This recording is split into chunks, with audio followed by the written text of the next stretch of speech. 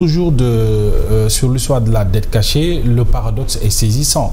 Aujourd'hui, plusieurs de nos hauts fonctionnaires yi nekkoon ca jamono ba ngeen di wax la ñu def dette cachée bi aujourd'hui sont reconduits ci gouvernement bi. Est-ce que loolu it du ëlëm xelu askan wi déggoon naa sax kenn ci ñoom di wax ne ñoom ñëpp la ñuy dribbler, mais est-ce suffisant pour évidemment reconduire hauts fonctionnaires yooyu ci nga xam ci bu ñu xamee ne gunge woon nañu régime bi jàll te yéen nee ngeen ne ci jamono yooyu la ñu def la dette cachée.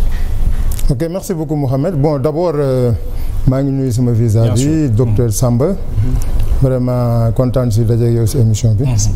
vraiment di la suivre aussi. di la féliciter si intervention yi pertinente yi ngay def. mais dama bëggoon a dellu si avant de répondre à la question sur ce qu'il vient de dire. mooy tout d'abord la communauté internationale et le Sénégal aujourd'hui ont reconnu qu'il y a une dette cachée au Sénégal. donc loolu il faut ñu admettre ko ñun ñëpp que FMI donc ak partenaires internationaux ak Sénégal c'est-à-dire le gouvernement officiellement nous reconnaissons l'existence d'une dette cachée pour un montant de plus de 7 000 milliards de dollars. donc loolu moom je pense que nekkatul sax kenn weranteetu si loolu am na léegi na beneen affaire mooy am na mais je vois que jusqu'à présent am na ñu koy analyser di wax ne non dañ ko tuddee dette cachée mais nekkul dette cachée. bon le docteur il a parlé de dette hors bilan et tout ça mais dama bëgg ñëwaat si loolu xam nga je t'ai rappelé tout à l'heure ne la une dette cachée c'est une violation des articles, c'est une violation de la loi organique relative à la loi des finances. loi xam nga loi moom boo ko violé rek xam nga violation de loi xam nga loolu waaw loolu délit la au moins c'est un délit. alors léegi violation wu article yooyu article 4 6 8 9 48 et 51 et 52 violation wu disposition yooyu de la loi organique moom mooy créer une dette cachée mooy une dette qui soit elle n'est pas autorisée par l'Assemblée, soit elle n'a pas été déclarée, soit elle n'a pas été bien enregistrée. donc situation yooyu la ñu nekk léegi moom li muy wax c'est différent d'une dette cachée. Une dette hors bilan, c'est défini toujours par la loi organique relative à la loi des finances, en ses articles 50 et 53. Il dit que donc, ce sont des engagements qui peuvent aboutir potentiellement ou conditionnellement à une dette. Donc, engagement la tey. Oui. Mais nekkagul dette. Mi ngi nekk dette lorsque ces engagements-là seront exigibles. Oui. Seront exigibles. Par exemple, boo demee si ay contrat de partenariat public-privé. Par exemple xam nga dafa am contrat de partenariat de public privé à paiement par l'usager wala à paiement par l'État lu ñuy woowe à paiement fictif. alors état bi boo leen def ni contrat partenariat de public privé mu ne la par exemple léegi kii bi même su fekkee ne sa péage la ñu ne la par exemple seen terre kii bi terre bi wala péage bi su fekkee ne da nga am 4 milliards de chiffre d'affaires man du ma la jox dara mais su fekkee da nga am moins de 4 milliards de chiffre d'affaires léegi man maa lay compenser li des. tant que événement boobu survenirul xam nga tant que événement bi survenirul donc état bi du fay dara. loolu la ñuy wooye loolu mooy un exemple de dette hors bilan. C'est défini clairement dans la loi organique relative aux finances publiques en ses articles 50 et 53. donc soyons clairs, ce que vous appelez dette hors bilan n'a rien à voir avec ce que la Cour des comptes, le FMI, l'IGF, tout le monde considère comme une dette cachée.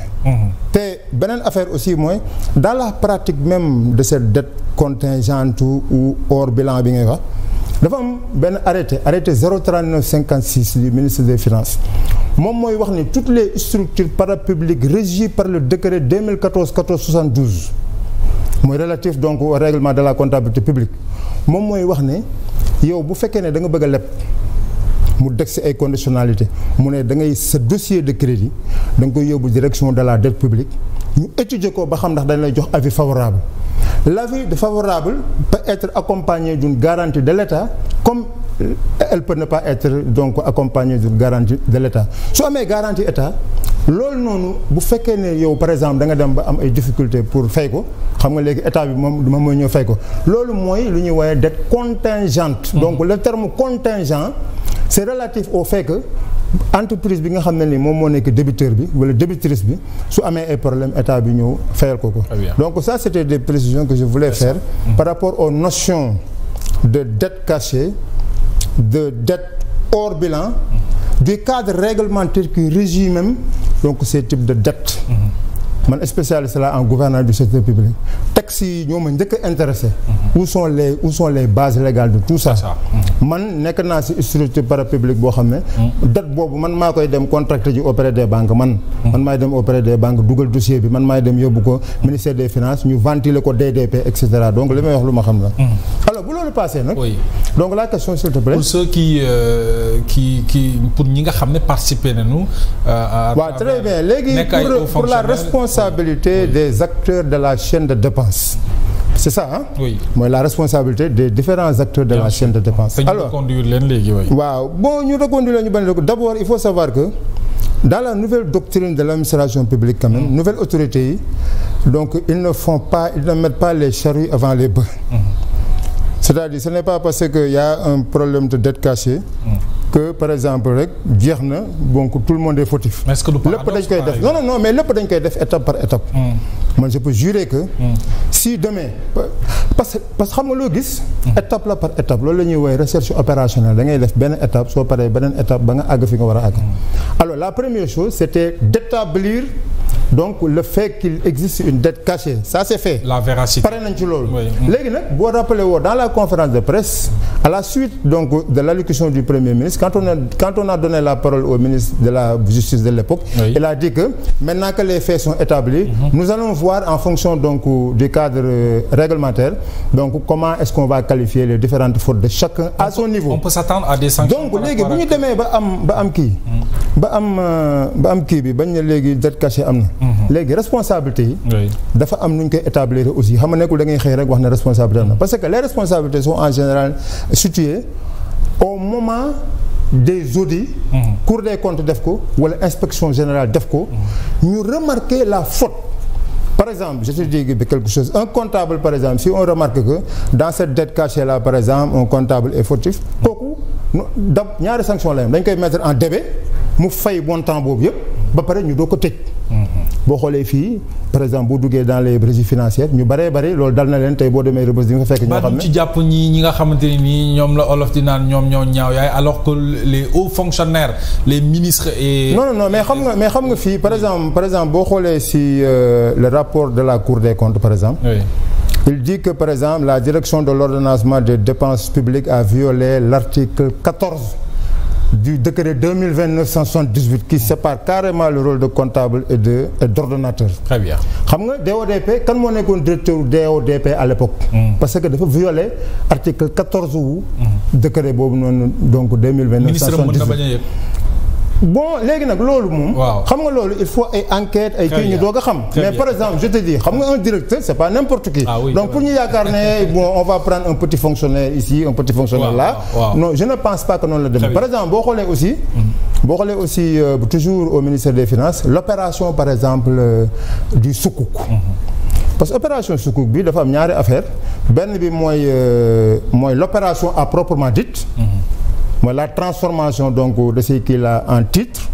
mais li ci gën a am importance mooy la disparition des 114 milliards loolu moo ci gën a garaaw te loolu mi ngi xewee diggante benn banque pour ne pas citer son nom DGB direction générale du budget ak direction générale de la comptabilité publique et du trésor bu justice jógee tey wax ne dafa bëgg a retracer 114 milliards yooyu nu muy def mooy différents acteurs yooyu noonu la ñuy dem xoole alors si on établit que tel ou tel daf ci fauté wala moo lekk xaalis wala yooyu mais bien évidemment yoon dina def liggéeyam donc man li ma gëm mooy tous les en tout cas certains acteurs de la chaîne de dépenses yi nga xam ne nii laale nañ ci affaire bi dinañ mën a situer seen responsabilité qualifier faute bi ñu def c'est que faute yi aussi dañ koy qualifier am na ñoo xam ne mën na nekk par exemple détournement mën na nekk mauvaise gestion mën na nekk non respect de dispositions administratives bu mu ci mën a nekk rek ak très bien alors sous ce registre est-ce que la non-publication du rapport du cabinet Mazars ne poserait pas problème parce que boobu léegi ñu ngi koy xaar et on l'a fait je le rappelle ci xaalisu contribuable yi sa non-publication est-ce que du poser problème actuellement que cherche-t-on à cacher par exemple. waaw bon loolu gis naa c'est une interprétation mais qui ne repose en réalité sur rien du tout parce que administration aussi xam nga un rapport bu fekkee ne dañu spécifier à travers une disposition claire que procédure rapport bi nii la war a demee délai yi nii la war a demee date de publication bi temps la. Par exemple, les rapports d'exécution budgétaire, le moment où on doit amener les lois de finances initiales à l'Assemblée. Donc, lolu, il est expressément indiqué dans les textes réglementaires que délai bi la war a am moment bi lañ ko war a publier. Mais nga contracté benn cabinet privé mu lay defal benn audit quand est-ce que l'audit sera public parce que audit bi aussi ba léegi dans les clauses. mais lu pare kay war na. waaw mais taxawal mais xam nga ça doit être assorti d'un contrat de prestation intellectuelle entre l'État du Sénégal su fekkee ne moom mooy autorité contractante bi ak Mazars. clause yi xam nga dinañ si wax clairement est-ce que le document c'est un document qui public. ou c'est un document destiné seulement au FMI et au Sénégal mais lu mu ci mën a nekk. pour des soucis de transparence document boobu noonu war nañ ko mën a mettre à la disposition. donc du grand public.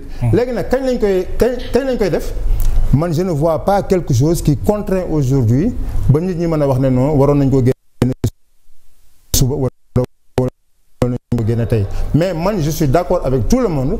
que rapport boobu dañ ko war a génne ñëpp gis ko wax. alors docteur justement li ma ko laaj bëgg naa nga tontu ma ci yow muy paradoxe bi ñëpp jàpp ne avec ces hauts fonctionnaires yi participer ci régime bi weesu sur l'histoire de la dette cachée te ñu reconduire leen est-ce que loolu ça ne pose pas problème et surtout la publication du rapport Mazars.